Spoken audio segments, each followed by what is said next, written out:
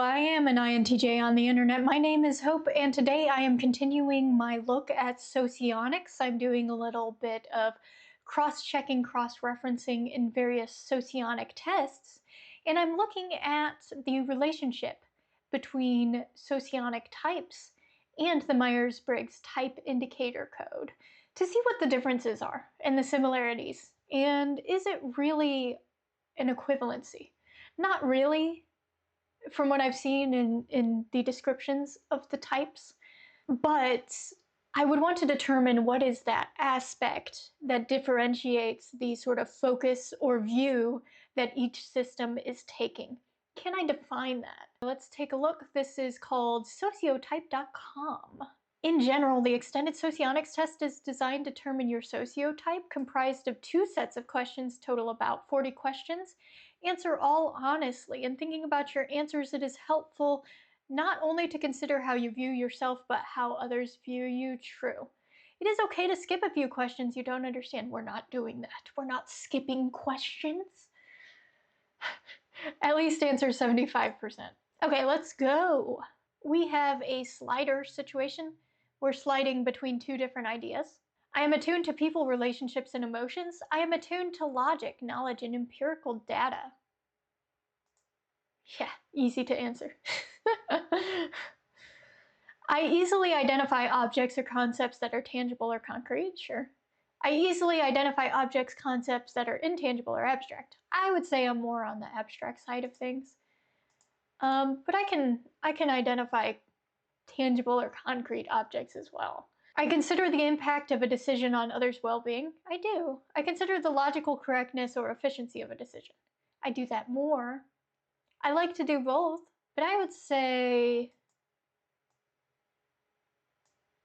it depends. You know, it's one of those trolley car sort of questions. If it were people I didn't know, I would choose logical correctness or efficiency. If it was people I dearly cared about, I would put their well-being above logical efficiency and correctness. I am aware of my surrounding environment and what is presently occurring. I am aware of possibilities and potential events not presently occurring.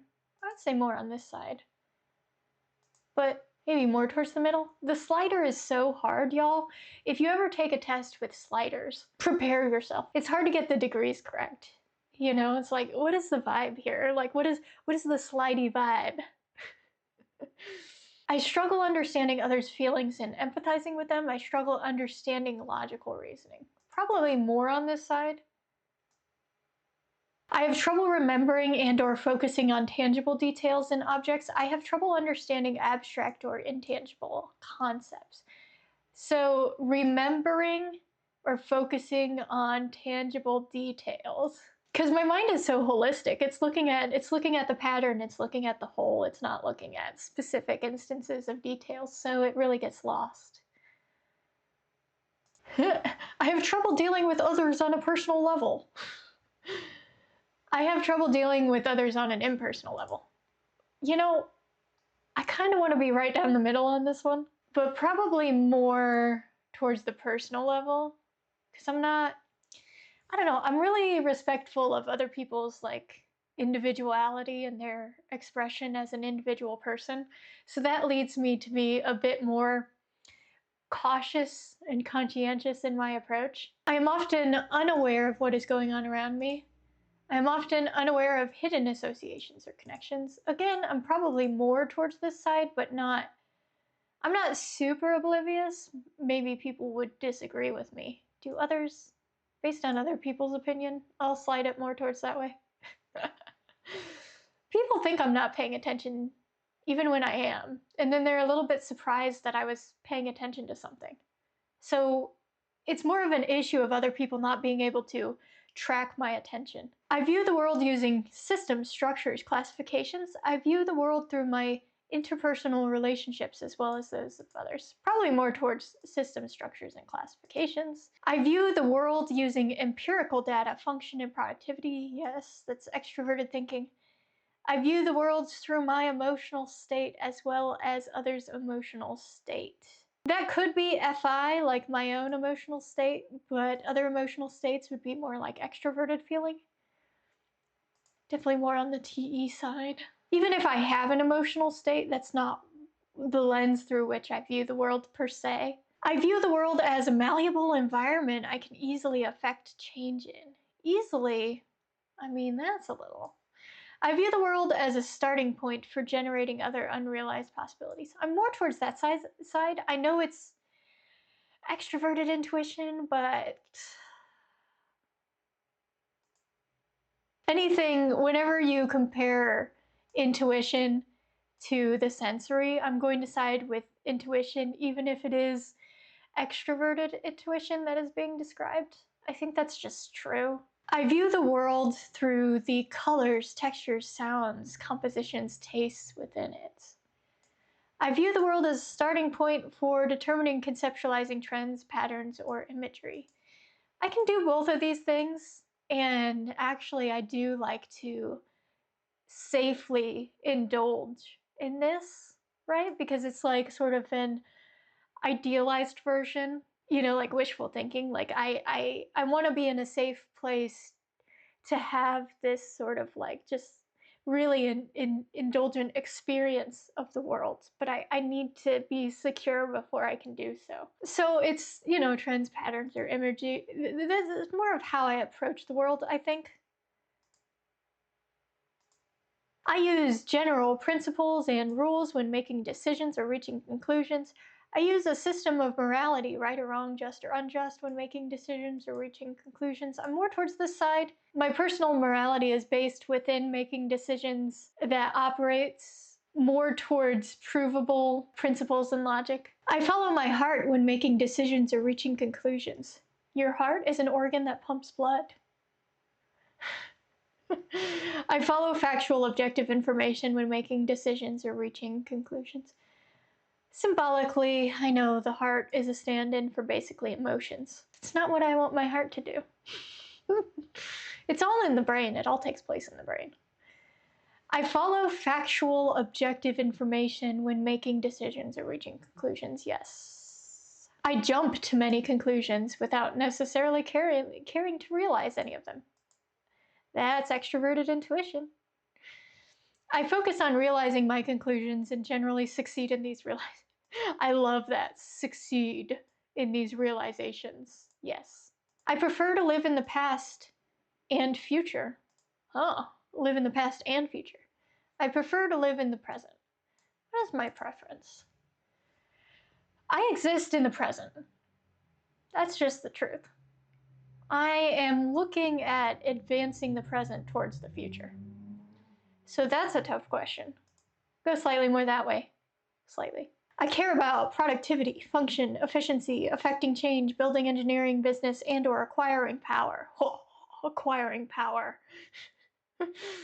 Ultimate power. Do it. Do it. Lightning. Yeah. Anyway, I care about greater societal needs and problems. I have interests in philosophy, art, psychology, sociology, and or politics or similar fields. Why would you group all these things together and pit them against each other? This one, I am going very much in the center. I have to answer at least 75%. I know I said we weren't leaving things unanswered, but my answer is neutrality. This is a intention that I am following. It's not because I don't know. It's because I am decidedly ambivalent. Intention of ambivalence. I care about people, making connections with them, and interpersonal interactions. I often enjoy hosting, ooh, yikes, going to parties, gossip, gossip, familial interaction, I do like family, and other types of activities that value or emphasize socialization. Yikes. I care about researching areas of interest. I often put much thought and time into an area of interest, finding information on the topic, making conclusions and deductions, and then presenting these points. What am I doing right now? Research for the win. I am very pragmatic, seek to improve my own individual position, sure. I am a humanitarian and seek to improve society. I think you can kind of You can do both, but I am leaning more towards this side for sure. I value socializing as a means to improve people's moods and or strengthen my relationships with those people. Yeah, I mean, ideally speaking, socializing should be to strengthen relationships. That's kind of what it's used for. And I recognize the need. I recognize that I personally need to socialize more. Like, I should be pushing myself to socialize more because I need to continue to strengthen those relationships. So I need to like structure activities in such a way that I can push myself to socialize more. I value understanding and knowledge with less emphasis on either personal benefit or that of societies. Understanding and knowledge is geared towards my personal benefit, so I have a hard time answering this. Less emphasis on personal benefit. No, I mean, not really. I'm gonna go more towards understanding, but I want you all to know at home, the 3 to 5 people who ever watch this, I want you to know that I value understanding for my own benefit. It is benefiting me. My knowledge is to my benefit. I feel energized when I'm interacting with other people. Being alone for extended periods of time starts to become draining. Nah. I feel energized when I'm by myself, interacting with other people. So it's more of the second part. Interacting with other people for extended periods starts to become draining. Yes. It's not that I feel energized when I'm by myself. I'm just myself when I'm by myself, but then when I'm with other people, I start to lose energy. I feel energized when I have coffee and sleep. And apparently protein. Protein has really been helping me maintain consistent energy throughout the day. So for all of you people who tend to neglect your health and diet, look into just establishing a solid presence of protein within your diet. I think it's important for energy. Vitamins are also important, I feel like, for the energy and attention and focus aspect. Magnesium can help with anxiety too, like sort of like your nervous system. So look into magnesium for your nervous system. I was doing that for a while. I definitely do iron. I think I don't get enough iron. I do vitamin D, vitamin K, vitamin B12 for sure. I tend to initiate conversations and enjoy inviting others out or over. I tend to prefer the other person initiate conversation. Yeah. I am open to being invited. I am like a vampire. Invite me in. My thoughts tend to be focused externally on people, objects, activities. My thoughts are focused internally on myself and how I fit in the world. Definitely an introvert. I prefer open schedules where I take things as they come and plans can change at any time. I prefer structure. Appreciate well-planned schedules and organization. I do prefer structure. I'm a little bit more adaptable than some people when it comes to change or people needing to change plans. I am quite effective at dealing with fast-changing situations. Find that stable environments become boring. I am effective when operating in a stable environment, will often struggle dealing with constantly changing situations. That's true. I am more effective in a stable environment. I accept new information readily, preferring to judge it and place it into a larger framework later. I screen new information first by judging its veracity and attempting to fit it in a framework of reality before choosing to accept it. That's tough, because I'm very skeptical, but oftentimes I will take the information and I will put it in a holding place, and I will take some time to verify it and vet the information properly. So I'm gonna go more towards this direction. Yes, I do screen new information, but it tends to happen later. Initially and later. I don't know. It depends. I prefer to focus on the aspects of reality that are changing. I prefer to focus on the aspects of reality that remain constant. What a weird question. I look at all aspects of reality, but if something is constant, it's gonna kind of be there, so my focus is pulled more towards the change, or anomalous. You view the cup as half full or half empty. I am an optimist, but I'm cautiously optimistic. Naturally reach the result first, caring less for the process you use to reach it. Focus on the right process, discussing it at length with the assumption that the right process will lead to the right results in the end. Yes. I am an internal auditor, so this is kind of like my job. Does that bias my answer a little bit? Maybe. Okay, part 2. Which statement fits you best? You think logically, formulate systems and structures, create classifications, and develop general principles and rules that apply broadly among a wide range of fields. You focus on knowledge and empirical data to make decisions. You're interested in the function and productivity of things, not only how they function, but also how efficiently they function for their intended purpose. Why do I feel like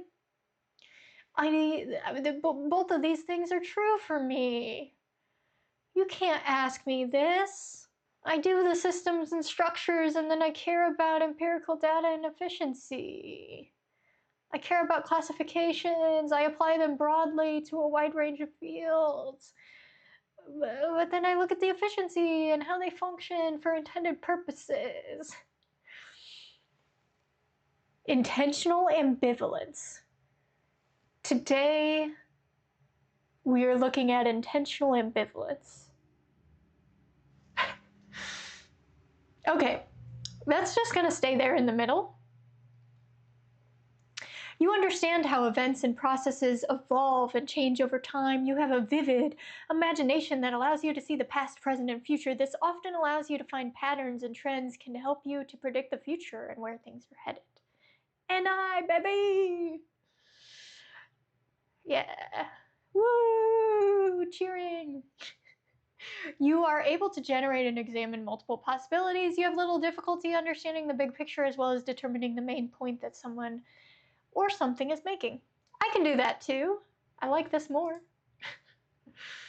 Which description fits your ideal style of group social interaction? Oh boy. Focus is on smaller groups where discussions revolve around productivity, achievements, and the future. Overly emotional displays are rare. Complete group involvement in one activity is not required. And smaller one-on-one interactions and conversations are encouraged. Yes, this is where I live. This is my audit department, and I love it here. Focuses on playful, non-serious games, activities, discussions. Emotional ebullience is appreciated and encouraged. Discussions rarely focus on productivity, but rather focus on multiple ideas and concepts with little thought in their actual implementation. I mean, this is fine, but I prefer doing this more one-on-one than I do in groups. I don't want to do this in groups. It's like too overwhelming to do that in a group setting. You don't get to know people or connect deeply. So I'm gonna go over here. Actually, I love it. It's my ideal. Which type of behavior do you value most in a significant other? Ooh. But have difficulty producing by yourself. Oh, interesting. So my partner is an INTP. So I think, what do I value? I value the introverted thinking. I'm kind of in a phase of examining that closer. I won't lie. I really value extroverted intuition. I think I value that the most in other people because I can't produce it myself. So maybe I'm like a little NI vampire. A little like, I'm gonna sink my teeth into the extroverted intuition. But maybe it's a symbiotic relationship, hopefully. Okay. Someone who helps you to interpret psychological distances and helps you see the strengths and weaknesses of a relationship, or someone who can help you open up emotionally and can improve the general emotional atmosphere.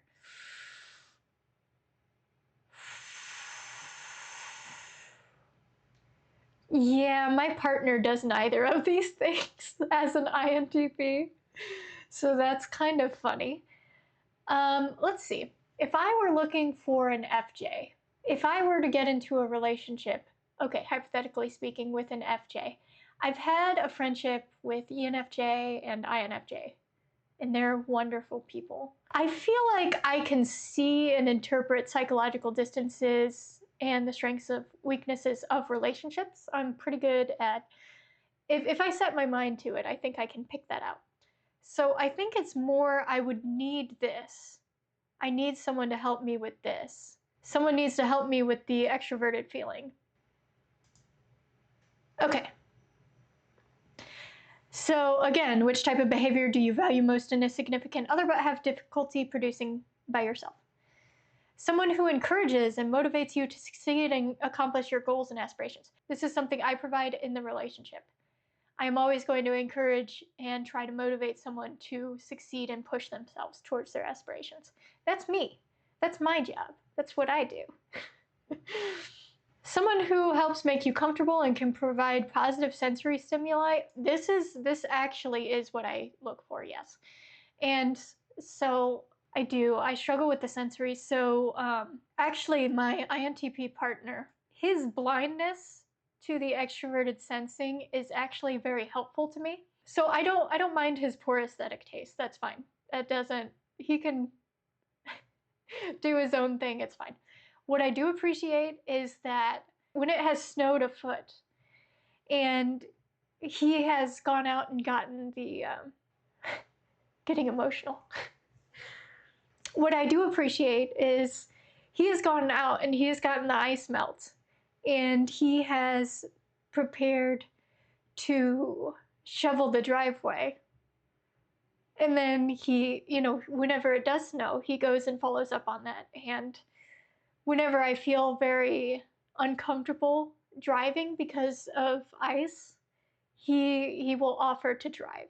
And I can get really emotional about that because he's taking care of my insecurities, right? So I really highly value that. What best describes your life philosophy?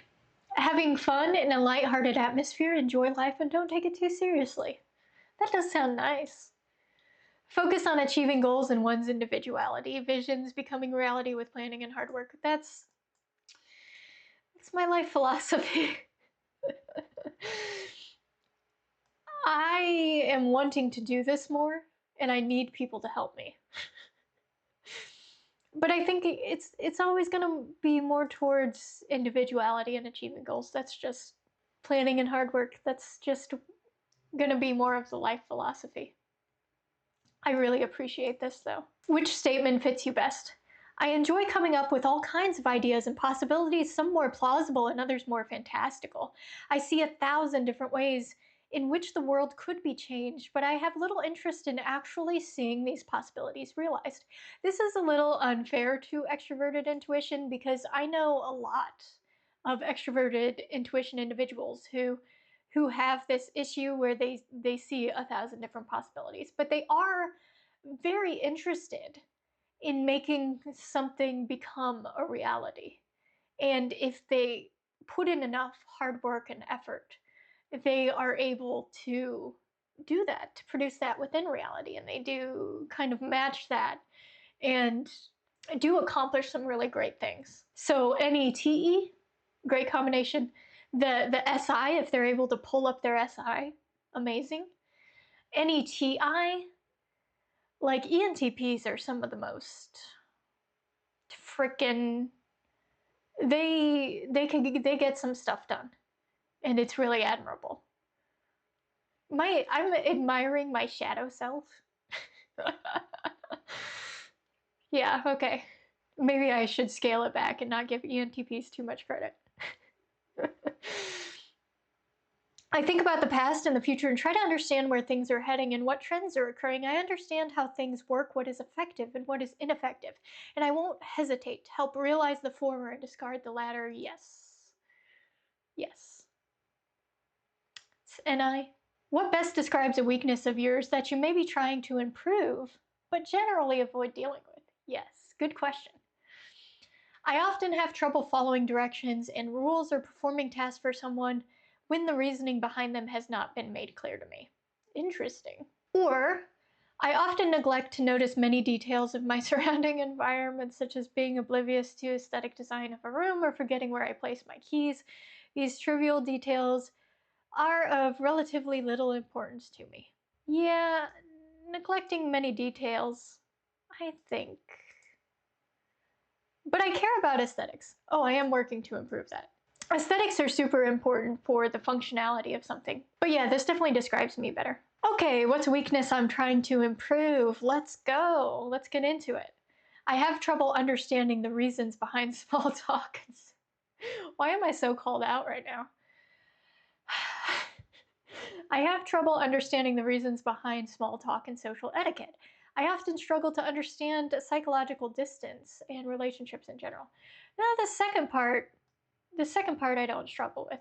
I see the reasoning behind small talk. Some people really need it in order to get into and engage in conversation. They need it to keep up with the small details of other people's lives. But that doesn't interest me much. I have difficulty expressing my emotions as well as reading other people's emotions. When my emotions do surface, they are difficult for me to control and often cause unintended results. I'll be honest, that is something I do have some issues with. Expressionality of emotion has always been more of a difficult thing for me. Like expressing the correct emotion at the correct time for people to understand the emotion that I am feeling. Because emotions for me come within this dense, solid block that it takes a very long time for me to sort of decipher and work through and process. So I don't have that fluidity to my emotional expression that other people are sometimes expecting as a form of nonverbal communication. My emotions, when they surface intensely, it's so intense that I'm trying to control it and tamp it down, right? But when they do surface, they literally block my ability to speak. And you can imagine how frustrating that is in someone who values competence and efficacy. When you're literally unable to speak because of the power of your emotions surfacing, it's immensely frustrating. Which description fits your ideal style of group social interaction the best? Focuses on fun activities, which often consist of smaller groups. Discussions can be serious with regard to productivity and the greater good. These groups don't seek to impose their views on others, but rather are content with a live and let live attitude. Yeah, that kind of describes me. Sure. Focuses on larger groups. Gross. Where including everyone in the activity is important. Lowest common denominator. I like to include people, but I don't know. I think people should maybe de facto themselves out of an activity if it's. I don't know. I mean, I will de facto myself out of an activity if I'm not interested. Socializing often tends to be boisterous and loud with a focus on having fun and trading jokes. Emotional involvement is often encouraged. Gross. Ew. Which statements fit you best? I appreciate systematic operations in organizations. I understand there is a hierarchy to things and realize I have a choice to either be a part of this system, being loyal to it and defending it while working my way up, or rebel against it, taking those that want to follow me and forging a new system. Interesting. Such a cool description. I like this test. I appreciate deep discussions where I can contribute my own personal experiences and observations. I like discussing plans and opportunities and often find interest in people and the nature of their relationships. Oh, I'm a little torn. This is such a fun description, but I don't like the us versus them aspect of it. Like, I don't like the urgency of like, I must rebel and create my own system, although I would do it. Don't tempt me with a good time. But deep discussions, yeah. Yeah, that's more me, if I'm being honest. This is more like movie version of me. This is like who I am in a serialized TV drama. But this is me in reality. Which statement fits you best? I love understanding how things work and function. I appreciate thoughtful design in such things as furniture, sure. Appliances and vehicles. Function and efficiency are important, but comfort should not be sacrificed to achieve these goals. Yes. Yes. I am a caring and emotional person, and these emotions often have a tendency to bubble up to the surface. I like everyone to be involved in an activity and encourage people to participate. I often say things to get emotional. I often say things to get an emotional reaction out of people. I don't like that. Yeah, let's go over here. Form and function, baby. Design. Okay, so this was part 2. I think I get the results after this. Here we go. Interesting. So I am an ILI 2TE, aka the INTP, which in Socionics converts to the INTJ in Myers-Briggs type indicator code. The critic, intuitive, logical introvert. I find myself trusting this test more not because I'm biased towards being an INTJ, but because of the questions that were asked in this test. I thought the questions were really well thought out, and they were trying to expose different aspects of the personality that is not often targeted with these types of questions. So I appreciate it. So let's see if I agree with this, because, you know, it's interesting. I took the other Socionics test, and I agreed with some of the descriptions that it offered me. So let's see if this fits me better or not. Using introverted intuition as the base function, again, I am a guy. Extroverted thinking as creative, the ILI is capable of deep and vivid imagery, as well as the ability to analyze correctness of conclusions. I like that. Excellent at critiquing everything from someone's statements and conclusions to the food he eats. I mean, that's fair. An inherent understanding of the weak points in any argument. Particularly adept at identifying both empirical weaknesses and logical inconsistencies. I do agree with that. As paradoxical as it might sound, the ILI has both the ability to foresee future trends and events, while at the same time refusing to make any assumptions that lack thorough empirical backing. Wow. That, I think, is the truest INTJ statement I've ever heard. Yes. While having the ability to look at the logical progression of events leading into the future, I am very reserved when it comes to making unfounded or making as the basis of my mental models unfounded assumptions. It must be incredibly backed by support and evidence and empirical data, something that has occurred. So right, the trend analysis, the regression analysis is important. At his best, the ILI will act as a very useful advisor. I do agree with that. Have me as your advisor. You should. Pointing out weaknesses and flaws that he sees while also making suggestions for improvements. And it's done with the best intentions at heart. Because I am only being critical to your advantage. It's applying my skills that I've cultivated over time to help you improve. Otherwise, I just wouldn't say anything. You know, why bother if I don't care about you? But I also need consent, right? I would need you to adopt me as your advisor before I start critiquing you. So adopt me today. Little orphan Annie. At his worst, the ILI's penchant for deep and secluded thoughts, coupled with refusal to sacrifice truth and accuracy in favor of diplomacy, can result in leaving him socially isolated. I think that's true if you're unhealthy. So let's see, yeah. NITE role. Interesting. Vulnerable, extroverted ethics, yeah. Suggestive, mobilizing, ignoring, demonstrative. Interesting. I wonder if I should do an extended look at this. Would that be valuable? Not in this video though, because I went through and I took the test. ENTJ is 94% as likely. That's crazy. Y'all, I'm close to being the extroverted version.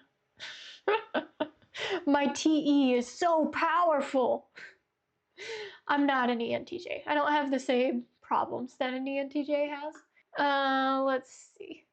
I'm pretty sure my mom is an ENTJ, so maybe that's where, like, it's a very buck up TE.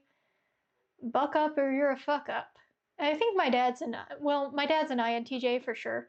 The jury's still kind of out on my mom. She's either an ENTJ or I don't know. Her TE looks a lot like FE to me, but it's a blind spot. So I know her family is very extroverted feeling. So I don't like going to her side of the family social events because it's very stressful for me.